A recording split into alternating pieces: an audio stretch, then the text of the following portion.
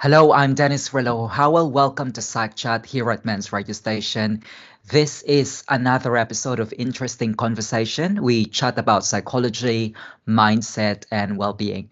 Right now, our episode is all about boosting your mental health with the help of artificial intelligence. And I'm joined by Silja Litvin, who is a mental health expert and CEO of PsychApps. Silja, thanks for joining me.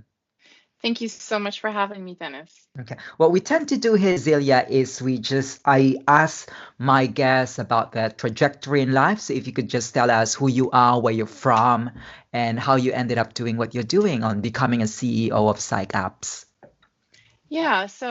Thank you. I'm a clinical psychologist and I did my master's in Germany, moved to the UK in 2013 and started working for the NHS in a trust called NELFT, and it's about eating and mood disorders for young adults.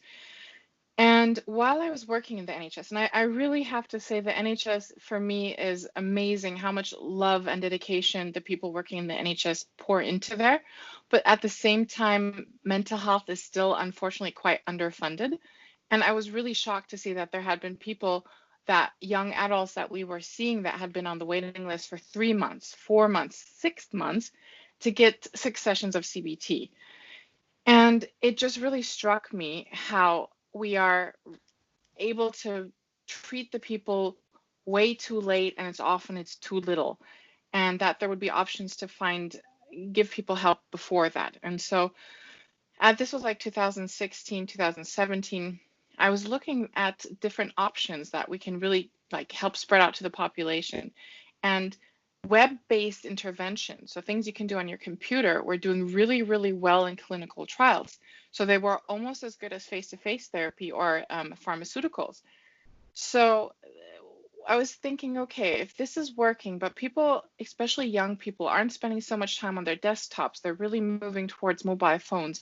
What happens if we actually turn the therapy and we make it mobile? And so I founded my company, and we did our first product, which is actually still in the app stores, an evidence-based depression and anxiety application that already shows effect sizes of an antidepressant within 4 weeks. But the uptake wasn't as strong as I hoped it to be. So we were looking at, what does the target population do? Young adults, anywhere between 16 and let's say 35. They play casual games on their mobile phones, right? So what happens if we wrap the therapy into a game so that taking care of yourself actually is fun? And that was the birth of EQ, the emotional fitness game, our product that we're currently working on most of the time. And of course, you mentioned the name of your company. At the core of EQ, of course, is artificial intelligence. So, just for the benefit of us who's not familiar about artificial intelligence, could you just give us a quick snapshot of what artificial intelligence is? Well, to be absolutely transparent, I think there are different levels of artificial intelligence, and when people speak about it, Hmm. what we're looking at often is machine learning and Hmm. isn't quite artificial intelligence yet. And what it does is pretty much it's different algorithms that can teach themselves to either react or search for certain patterns. And what Hmm. we will be using with EQ is that we're getting so much real-time data that will be helping us to look for patterns that so far we've never thought of before. So we're getting all this different data and we're putting different inputs. For example, people's clinical data, like what are their scores on a depression inventory or depression questionnaire? What are their gaming behaviors? What are their behaviors with a smartphone in general? What kind of words do they choose? All this different information, inputting it into the algorithm, or more like putting it into charts and then running the algorithm over these charts and then finding clusters of causalities that we didn't have before. For example, this is something, because we're still building it, we're not actually at that point right now, that we'll Hmm. be able to say young men aged 24 to 26 are most likely to have an accident in their cars at 4 p.m. But if you give them a product to kind of like remind them to breathe, or to play a level in EQ, or to do a CBT exercise or anything of the likes, half an hour before, you can reduce that by 20%. So you're saving lives, and you would never have gotten this information unless you'd had thousands of therapists sit and work on it. So this is what we're looking at. We're looking at being able to go through a lot of data and put things together and teach our data analysis to be smarter and smarter until it's really a very strong support for mental health. And this your company, I the way I understand it, this is an app which Yes, it's mobile helps. first. So this is, I suppose, it involves gamification. Yes. Okay. Now, a lot of people would be asking this question then, that isn't gaming harmful? Because that recently there are talks about reducing screen time. So how do you explain that to people in relation to your app? Well, I would say that we have to be careful about how we deploy gamification, and that there have been plenty of examples of harmful kind of exploitation of human behavior to make money within games, like loot boxes, for example, that you really kind of like push all the human buttons to get people to spend money, especially young adults and children. And I don't find that ethical. Plus, as with many things in life, there are a certain amount of the population that are more vulnerable to addictive behaviors and patterns. So we need to keep that in mind when we use gamification as a tool, which means that you have to build in, if you're using it for mental health, or you have to use it kind of like safeguarding techniques to make sure that you don't trigger anyone that is vulnerable for addictive behaviors. But at the same time, and especially now, I think during the whole COVID situation, you're looking at people coming together to play games. It's connecting people. And we sometimes forget the joy of play and discovery. And there's a lot of research that playing games casually, which means I think the definition of casual gaming is under 2 hours a day, is actually good for your mental health. Depending on what kind of games you play, it's good for spatial reasoning, it's good for quick thinking, for cognitive impairment. And now, thanks to products like EQ, it's good for your mental health as well. And we should really infuse more game and more joy into our learning systems. People love learning, they love playing. If you connect those two together, they will playfully learn things that they will never forget. And does EQ give medical diagnosis or advice or treatment options?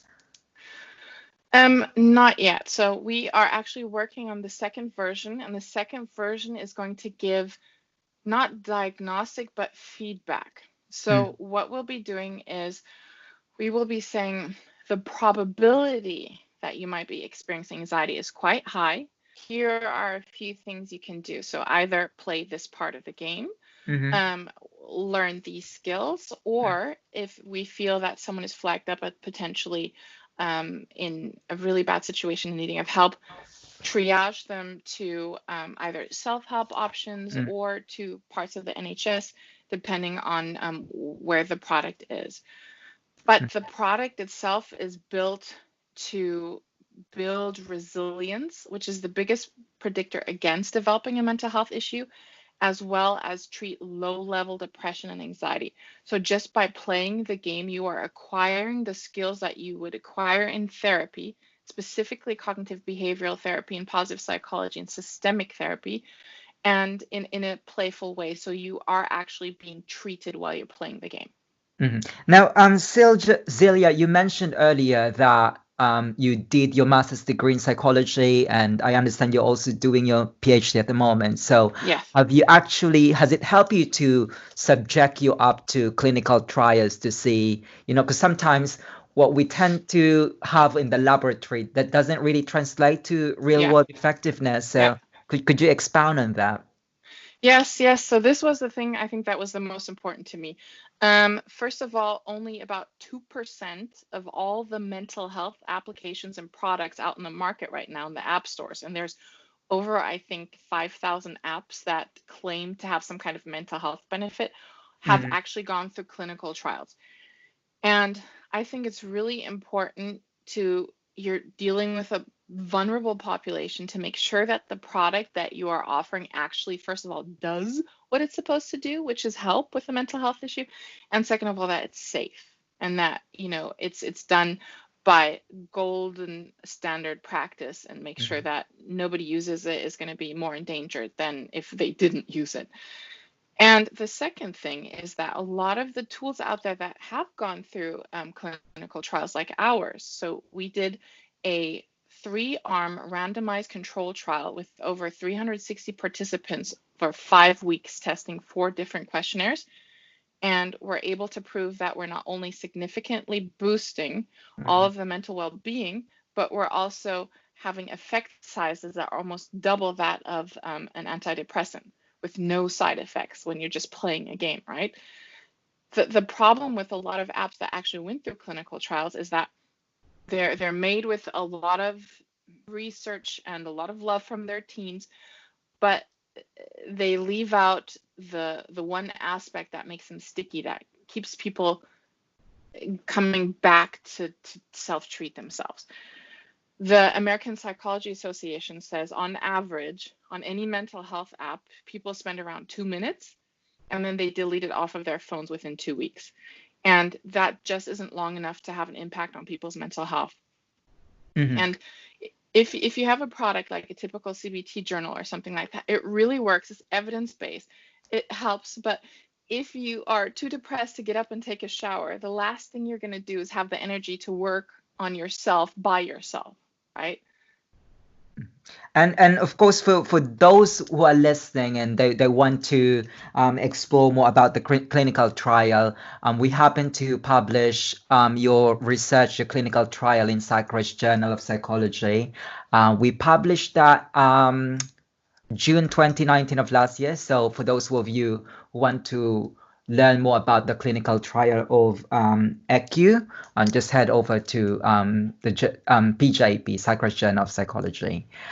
And did you ever encounter, people asking whether how does this compare with self-help books? Because traditionally, when we're trying to deal with our mental health issues, we often rely on self-help books or self-help talks. So the idea of gamification is kind of new. So how do you explain that? Well, the thing is, when you're talking about mental health self-help tools, be it therapy, be it group therapy, books, YouTube videos or courses or games or whatever it is, everybody is very different and has different ways of learning and different ways of communicating. So while there is a certain amount of the people who want self-help, who love reading and really learn and soak in that information and actually use it in day-to-day life through reading, it's not everyone. And then there's this whole bunch of people that don't like going to therapy for various reasons, or they can't afford it. And then there's a bunch of people who like to play games. So we are not trying to kind of like take out therapists or face-to-face therapy or, be better than books or something like that. We are trying to be available for certain population that already loves to play games and does it almost every day, and offering them something that they can resonate with, that is typical to their consumption patterns and their learning patterns. I like what your message that that's it might not work for certain population, because I can't remember who was my previous guest, but he talked about men do not actually respond to the traditional approach that we have in relation to counseling, in relation to mental health. And if we actually try to offer them an approach that's actually more attuned to what they actually do, like playing sports or playing games. Yes. I believe that would actually resonate to a lot of our listeners. Yes. So What is it about resilience? You mentioned earlier something about resilience. Mm-hmm. That's another core of what you do. So could you just explain to us how important resilience is? Well, resilience is kind of like having the skill set, the psychological skill set to be able to deal with emotional and mental stress in a productive and healthy way. So it doesn't mean that life is not going to really kick your butt and Mm-hmm. that bad things happen and that you're going to be in pain. It just is that the people who have high resilience, first of all, have the psychological skill sets to be able to understand that, pain is a part of life and how to deal with pain without feeling overwhelmed by it, be able to bounce back faster. And if they cannot help themselves alone just by themselves, they know where to find resources and how to reach out for help. Mm-hmm. And the it's really important. It's one of the biggest predictors of not developing a mental health issue. So, for example, grief, a bereavement, not to turn into a full-blown depression, losing a job, not to go into anxiety and depression and things like that. Um, but the beauty about it is that you can actually learn to be more resilient. And the things that we teach in our game, for example, I wish you would teach in schools from day one. It should be part of everybody's basic information and education to understand, first of all, how emotions work, Mm-hmm. how to process emotions, how to look and find for resources, and how to kind of have an impact on your environment that is helpful. Because in many times you're kind of like putting all the responsibility of mental health issues on the individual. It says like you have to think positive, you have to go to therapy, you have to do this, you have to do that. Okay, but what about everything surrounding them? You know, especially now you have young adults being quarantined with abusive parents or abusive partners. You have people losing their jobs. You have people that are violent in your neighborhood. There are so many things like poverty that just have a huge impact on your mental health, and being able to find the resources to deal with that in a productive way is pretty much the essence of striving and surviving. Mm-hmm. And is your app free? Yes, so you can go down into any app store, so it's iOS and Android, and look for EQ, the emotional fitness game, and download and play it for free. It's a 5-week course. It has in-app purchases, but the most you can spend on the app is $5.99, and you do not have to purchase this to be able to play the game. Mm-hmm. And of course, one of the things that really concerns me when I download an app is Yeah. my data. So what do you Yes. do with the data that you collect through the app? Because we're a very, very small startup, so it's kind of like it's been a one-woman show, meaning myself, for many years, and now the team is slowly growing. We've had a very minimal funding. We did not feel that we could protect the data appropriately for the first version, so we do not collect data for the existing version. And now that we have our second funding round, we are building a absolutely transparent HIPAA and GDPR compliant backend where all of our users can see what is happening with their data. They can delete their data at any given time. They can see where it's stored and what we're doing with it. So we're not using any third parties. So you may have heard of these kind of like scandals with BetterHelp or with other Mm-hmm. mental health tools that they're using Google Analytics or Facebook ads, and it's a very helpful analytic tool, but at the same time you're bleeding data to Facebook or to Google or things like that, which a lot of people don't want. So we will not be using any third parties analytics. So there's going to be huge encrypted firewalls between us and the rest of the world. Mm-hmm. So basically, you don't know who the users are. So is it meant for all age group? No, we know who the users are Ah, okay, sorry. demographically from the smartphones, but we don't know, we can't identify So we know, for example, we have about 68% of our users are women, the rest are men. The average age for women is 24, the average age for men is 28. We know how much time they spend on the application and things like that, but these are all information given from their device when they download it. We cannot pinpoint who it is, where they are, or things like that. But in the new version, we'll be collecting data on our back end, and then we'll be able to theoretically identify it, but it won't be able to be leaked, and it will only be myself and my clinical lead having access to this data according to HIPAA guidelines. Okay. What is HIPAA? Is that EU, or is it just based in the UK? Well, we're kind of, so HIPAA is US. NICE guidelines, I guess, would be for the UK, and then GDPR for the rest of Europe. And I think HIPAA is the most stringent. What's it called? The most strict. Yeah. So we're going by like the most strict guidelines, and then making sure we're compliant for NICE guidelines as well here in the UK, and then GDPR anyway for the rest of the world. And I was doing a bit of research for your app, and I just found out that it's actually recommended by NHS along other apps. So was it difficult for you to I realized that this is really a useful app, but was it difficult for you to be recommended by NHS?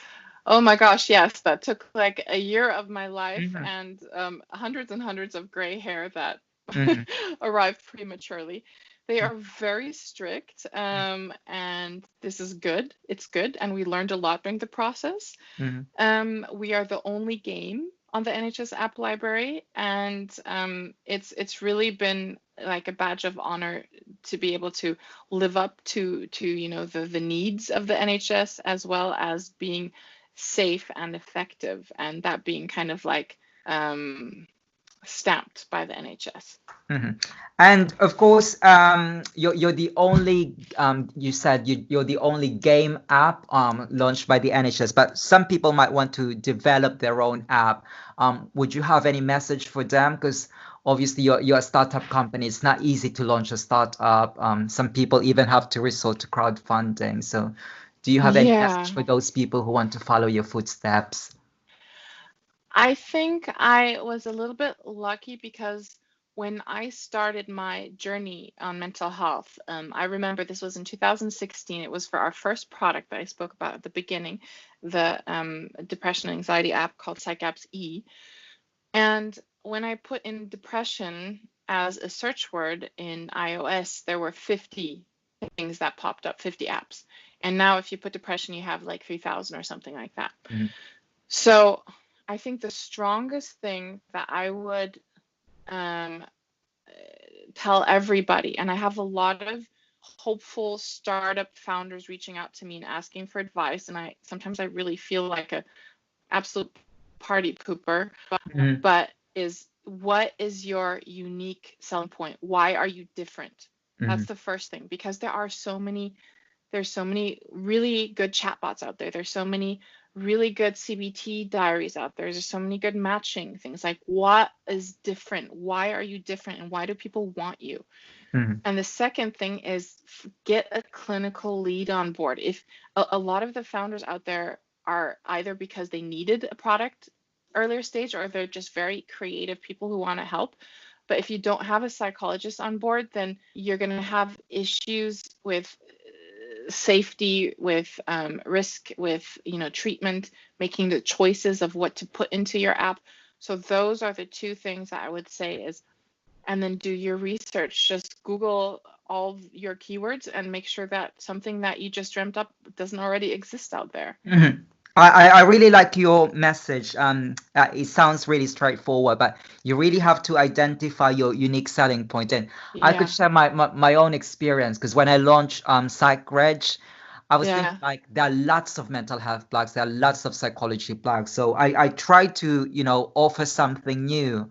As far as I know, at the time when I launched Psych Reg, I was the only blog which has a podcast and an open access journal.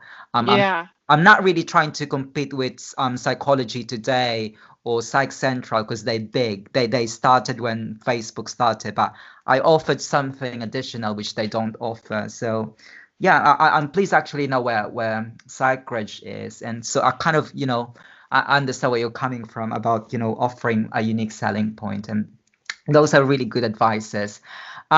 So could you just tell us more about EQ? Just give us some, I suppose, an idea of how the app works. Does it offer a range of games, or is it more?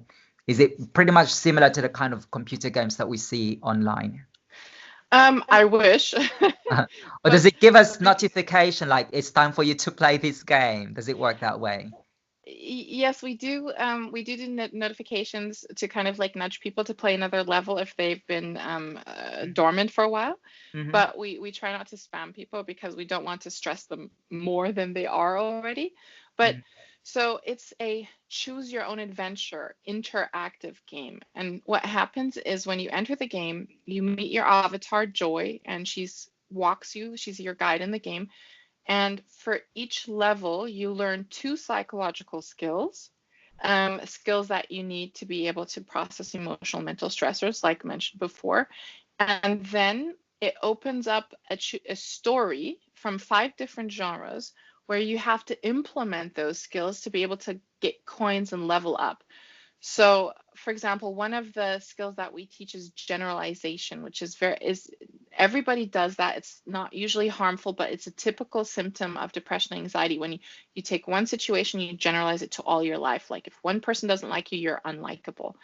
We teach that skill. We teach people how to challenge that thought pattern, and then it opens up a story like you are the security chief of a Mars colony, and someone's poisoning the water, and you have to get one of the workers to help you figure out who the culprit is using your psychological skills.